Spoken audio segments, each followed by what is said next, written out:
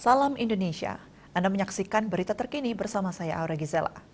Beberapa sekolah di Denpasar mulai melaksanakan pembelajaran tatap muka PTM terbatas, seperti yang terlihat di SDN 18 Pemecutan dan SMP Pegri 3 Denpasar.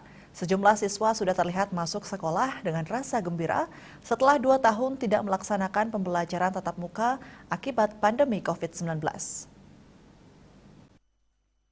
Penerapan PTM terbatas Pemkot Denpasar dilaksanakan sesuai Peraturan Wali Kota Nomor 29 Tahun 2021 tentang pedoman teknis penyelenggaraan pembelajaran tatap muka tahun ajaran 2021-2022 di masa pandemi COVID-19.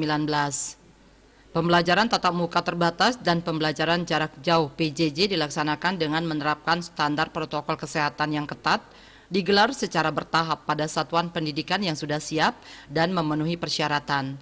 PLT Kadis Pendidikan, Kepemudaan dan Olahraga Denpasar IGN Edi Mulia mengatakan, satuan pendidikan yang melaksanakan PTM terbatas dilaksanakan dengan kapasitas maksimal 50% dan 50% pembelajaran jarak jauh PJJ.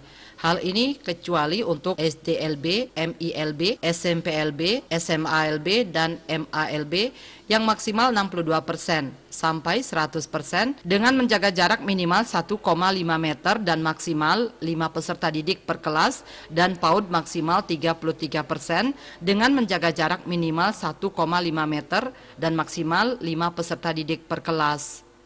Asmara Putra, Bali Pos melaporkan.